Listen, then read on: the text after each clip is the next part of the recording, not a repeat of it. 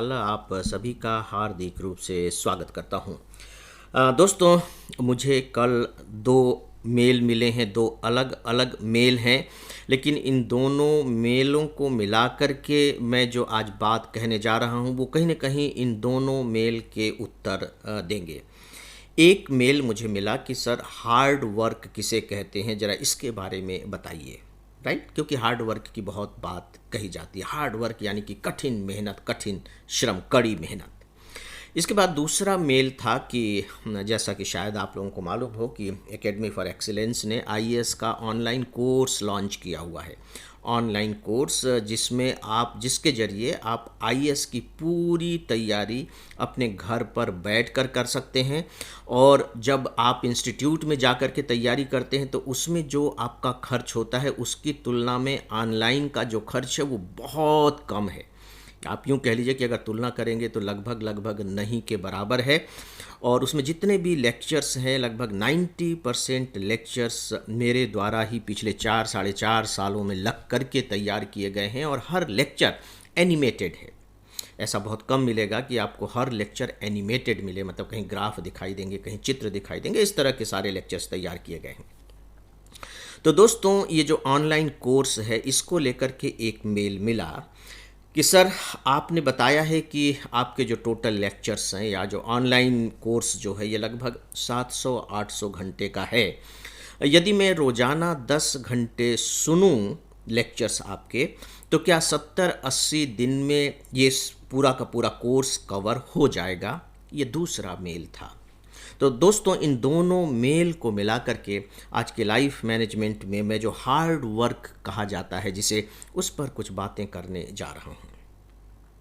अब आप देखिए कि अगर आप 70-80 घंटे में 700 घंटों, 800 घंटों के लेक्चर्स को कवर करना चाहते हैं तो डिसीज़न आपका है, आपको कोई नहीं रोक सकता है ना। आप कर सकते हैं। एक दिन में जो कोई भी व्यक्ति है 8-10 घंटे उसे काम करना ही करना चाहिए।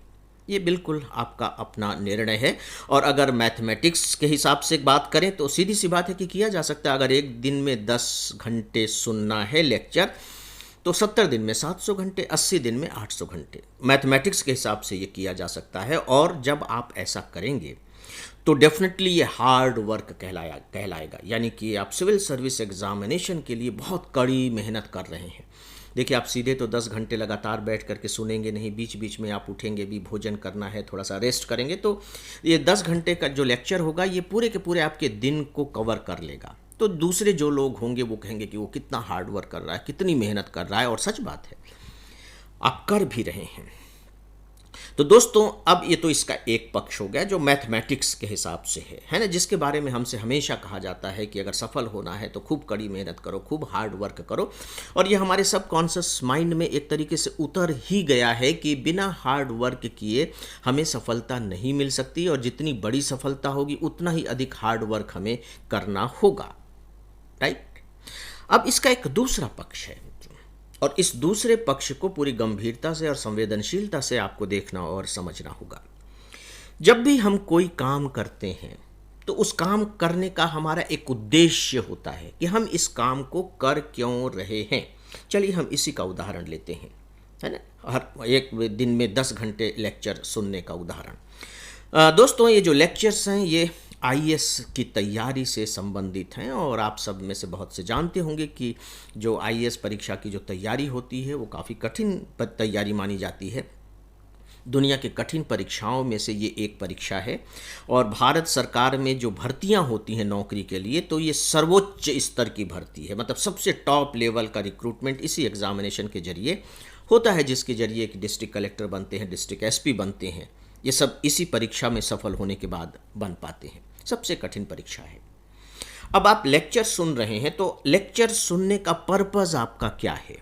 तो इसका पर्पज़ है कि ये जो सिविल सर्विस की जो परीक्षा ये कहलाती है, जिसके लिए आप लेक्चर सुन रहे हैं, इसमें आप पास हो सकें और पास होने के बाद आप भारत के सिविल सर्वेंट बन सकें।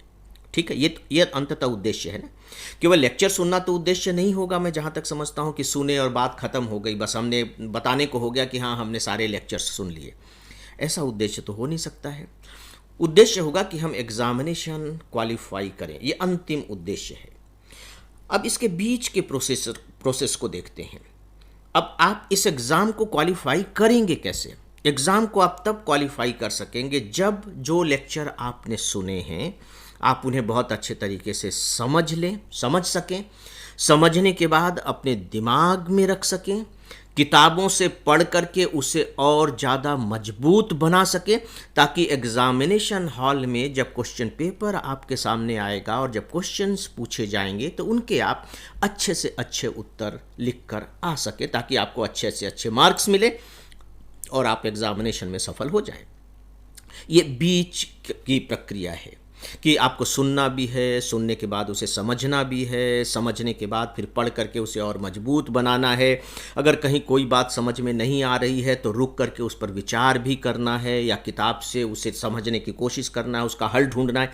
ये सारी चीज़ें भी आपको करनी है, राइट? क्योंकि केवल सुनने से, जैसे कि एक पायलट होता है ना, तो पायलट के काउंट होते हैं कि इसने कितने आवर्स फ्लाइंग की और वो उसके सीनियरिटी में जुड़ते चले जाते हैं। अच्छा, इसने 100 घंटे जहाज विमान उड़ाया, इसने 500 घंटे विमान उड़ाया, इसने 1000 घंटे विमान उड़ाया।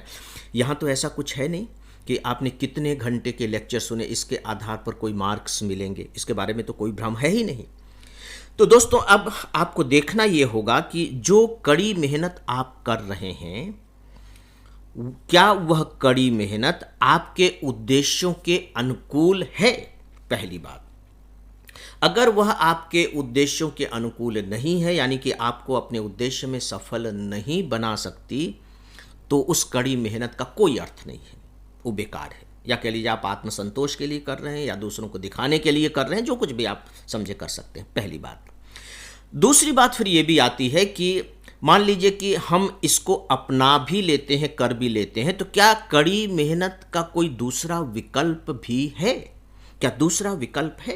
देखिए, जो कड़ी मेहनत की बात हमारी संस्कृति में शुरू से की जाती रही है, तो हमारी जो संस्कृति है वो कृषि संस्कृति के समय से है ना, एग्रीकल्चर का पीरियड से हम आ रहे हैं।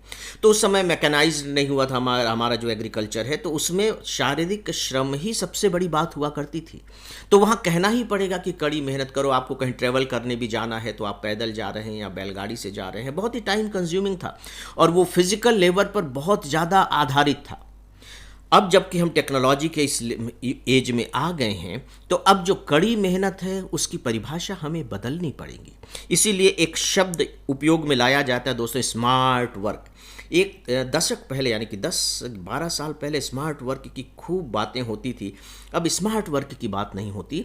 मैं अब इसे नाम देना चाहूँगा राइट वर्क, कि अपने उद्देश्य में सफल होने के लिए कौन सा काम का किया जाना चाहिए, किस तरीके से किया जाना चाहिए, और इस तरीके से कि उसकी गुणवत्ता पर कोई भी फर्क न पड़े। यदि हम उस तरीके से काम करते हैं तो वह कहलाएगा राइट वर्क। तो दोस्तों, हमें जो हार्ड वर्क है उसका जो चरित्र है और उसकी जो आवश्यकता है, उसे बहुत गंभीरता और संवेदनशीलता के साथ समझना होगा। सच पूछे तो तभी हम अपने काम के साथ न्याय कर सकेंगे और अपने उद्देश्यों को भी पा सकेंगे। तो दोस्तों, आज की लाइफ मैनेजमेंट में बस इतना ही। अब आप सबसे इजाज़त चाहूँगा।